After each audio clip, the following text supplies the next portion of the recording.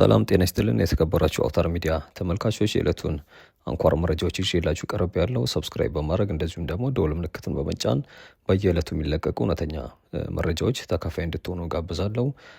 ከዕለቱ አበይት መረጃዎቻችን መካከል ምርጫ ቦርድ በአማራና በኦሮሚያ ክልል ምርጫ ለማድረግ 97% አስቻይ ሁኔታ አለ የሚለውን ሪፖርት ትብብር ለኢትዮጵያ አንድነት ውድቅ አድርጎታል።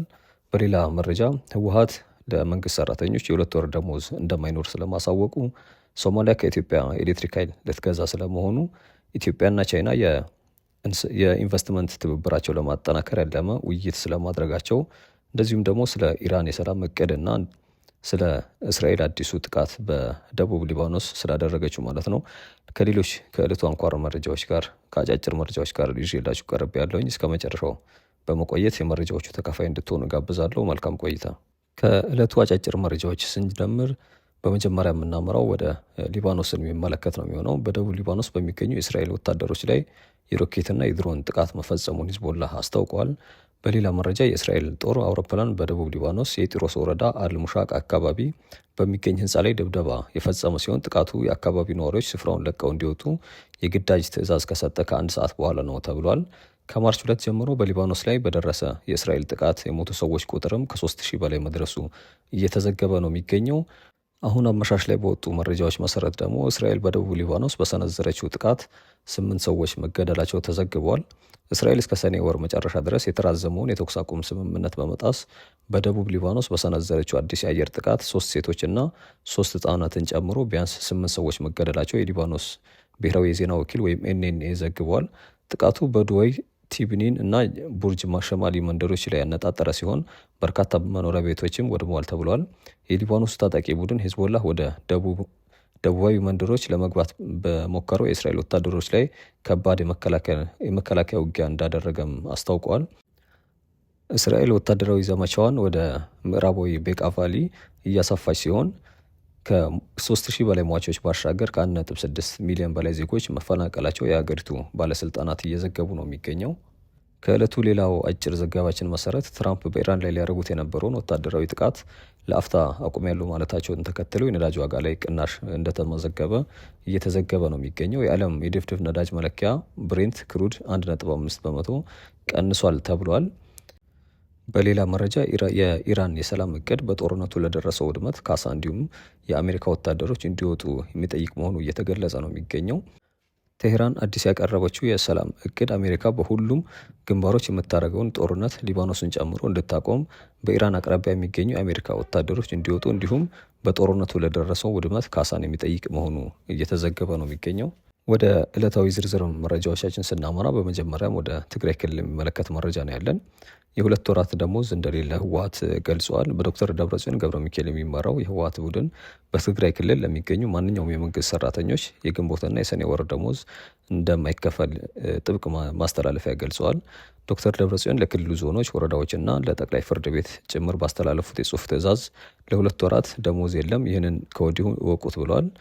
ለውሳኔው እንደ ምክንያት የቀረበው የሀብት ውስንነት መኖሩና ፍትሐዊ የደሞዝ ማስተካከያ ለማድረግ መታሰቡ ቢሆንም ቡድኑ የፌዴራል መንግስት በጀት ከልክሎናል በማለት አስቸኳይ ሀብት ማሰባሰብ ስራ እንዲጀምር እንዳዘዘ እየተገለጸ ነው የሚገኘው። ይህ ይፋዊ መግለጫ የበጀት እጥረት ቢለውም ታዛቢዎችና የፖለቲካ ተንታኞች ግን ውሳኔው ህወሓት ለሌላ አዲስ ጦርነት፣ ወታደራዊ ግጭት እያደረገ ስለመሆኑ እየገለጹ ነው የሚገኙት። ከዚህ በተጨማሪ በትግራይ ክልል ትምህርት ግንቦት 30 እንዲያበቃ ወይም ደግሞ እንዲዘጋ እንዳዘዘም ተገልጿል። ወደ ሁለተኛው ዝርዝር መረጃችን ስናመራ የአፍሪካ አህጉር ከታሰበው በላይ በከፍተኛ ፍጥነት ለሁለት እየተሰነጠቀ መሆኑ ተገልጿል። የምስራቅ አፍሪካ ታላቁ ስምጥ ሸለቆን ተከትሎ የአፍሪካ አህጉር ለሁለት የመከፈል ሂደቷ ከዚህ ቀደም ከሚገመተው በላይ እየፈጠነ መምጣቱን ይፋዊ መረጃዎች እንዳመለከቱ ተዘግበዋል።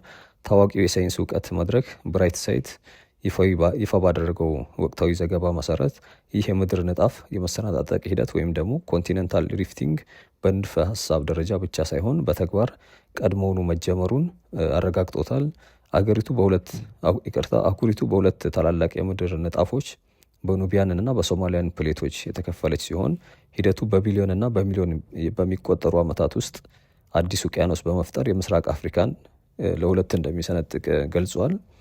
ኢትዮጵያ፣ ኬንያ፣ ሶማሊያና ማዳጋስካርን ጨምሮ ቀሪው የአፍሪካ ምድር ሙሉ በሙሉ ይገነጠላል ብለዋል። እንግዲህ በጥናቱ መሰረት ማለት ነው። አሁን ላይ የታዩት ፈጣን የጂኦሎጂካል ለውጦች ግን ክስተቱ የሳይንቲስቶች ካሰቡት በላይ እየተፋጠነ መሆኑን የሚያሳይ ምልክቶች እንዳሉ ገልጸዋል። ሌላው መረጃችን እንግዲህ ምርጫን የሚመለከት ነው። እጩዎች እያሉ ሲስተሙ ሞልቷል በማለቱ ምክንያት ከ250 እስከ 300 የሚደርሱ እጩዎቻችን ሳይመዘገቡ ቀርቷል ሲል ትብብር ለኢትዮጵያ አንድነት ገልጿል። በ5 ፓርቲዎች ቅንጅት የተዋቀረው ትብብር ለኢትዮጵያ አንድነት ብሔራዊ ምርጫ ቦርድ በአማራና ኦሮሚያ ክልሎች 97% ምርጫ ለማድረግ አስቻይ ሁኔታ አለ ሲል ያወጣው ጥናት በጽኑ እንደተቃወመውም ገልጿል። ቅንጅቱ ትላንትና በሰጠው መግለጫ በምዝገባ ሲስተም ችግር ምክንያት ከ250 በላይ እጩዎቻችን ሳይመዘገቡ መቅረታቸውን አስታውቀዋል። እንግዲህ ሌላው የነበረው መግለጫ ከሰጡት መካከል በአማራና በኦሮሚያ ክልሎች የተንቀሳቀሰው ቡድን 97 በላይ ፐርሰንት አስቻይ ሁኔታ አለ የሚለው የተዛባና አሳሳች ሪፖርት ለቦርዱ አቅርቧል ያለ ሲሆን ጥናቱ ሙሉ ለሙሉ ውድቅም አድርጎታል። በአማራ ክልል በጣት የሚቆጠሩ ከተሞች ካልሆነ በስተቀር ለምርጫ አስቻይነት ሁኔታ የለም ብሏል። በኦሮሚያ ክልልም ከዋና ዋና ከተሞች ወጣ ባለው አካባቢ ፍጹም አስቻይ ሁኔታ እንደሌለ እንረዳለን ሲል ገልጸዋል። የትብብሩ ጸሐፊ ወይዘሮ ምስጢረ ስላሴ ታምራት ይህንኑ ጥናት ውድቅ በማድረግ የትብብሩ አቋም ይሄው ነው ሲሉ መልእክታቸውን ገልጸዋል። ሌላው መረጃችን ሶማሊያን የሚመለከት ነው። ሶማሊያ ከኢትዮጵያ ኤሌክትሪክ ኃይል ለመግዛት ማቀዷን አስታውቃለች። መንግስታቸው የኤሌክትሪክ ኃይሉን በ3 መግቢያ መስመሮች ማለትም በዶሎ፣ በዋጀሌ እና በጎልዶጎብ በኩል በማስገባት በመላ ሀገሪቱ ለሚገኙ ከተሞች ለማሰራጨት ማቀዱንም ገልጸዋል። ለሁለቱ የታቀዱ ማስተላለፊያ መስመሮች የተደረገው አዋጭነት ጥናት አስቀድሞ መጠናቀቁም ተዘግቧል። ኢትዮጵያ ከአፍሪካ ቀንድ ሀገራት መካከል ለኬንያ፣ ጅቡቲ፣ ታንዛኒያ እና ሱዳን የኤሌክትሪክ ሽያጭ እያከናወነች እንደሆነ ይታወቃል። ሌላው መረጃችን የቻይናና ኢትዮጵያ ትብብር የሚመለከት ነው። ኢትዮጵያና ቻይና የኢንቨስትመንት ትብብራቸው ለማጠናከር ያለመ ውይይት ማድረጋቸው ተዘግቧል።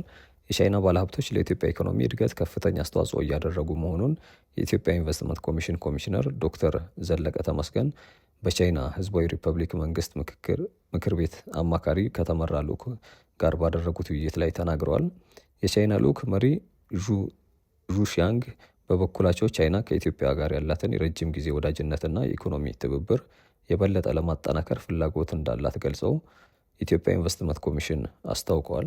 የመጨረሻው መረጃችን እንግዲህ ሻዕቢያን የተመለከተ ነው የሚሆነው።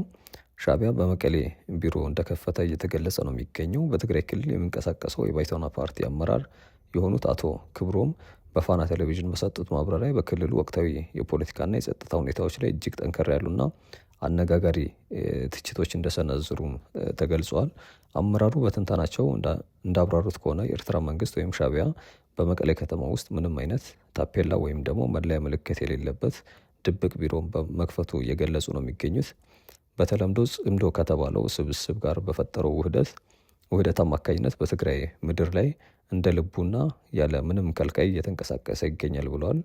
ይህ አይነት አሰራር በክልል ውስጥ ያለውን የህግ የበላይነትና የጸጥታ ቁጥጥር ጥያቄ ውስጥ የሚከት ከመሆኑም በላይ በትግራይ ህዝብ የወደፊት እጣ ፈንታ ላይ ከፍተኛ ስጋትና ምስቅልቅል የሚፈጥር መሆኑን በአጽንኦት ገልጸዋል። በተጨማሪም አቶ ክብሮም የዚሁ የፋና ቲቪ ቆይታቸው ላይ በትግራይ ክልል ለረጅም ዓመታት በስልጣን ላይ ቆየውን ህዝባዊ ወያነ ሓርነት ትግራይ ወይም ህወሓትን ክፉኛ እንደተቹት ተገልጸዋል። ህወሓት ባለፉት ዓመታት የተከተላቸው የተሳሳቱ የፖለቲካ መስመሮችና የወሰዳቸው ውሳኔዎች የትግራይን ህዝብ ለከፍተኛ መከራና ስደት እንዲሁም ውድመት የዳረጉ መሆናቸው ገልጸዋል።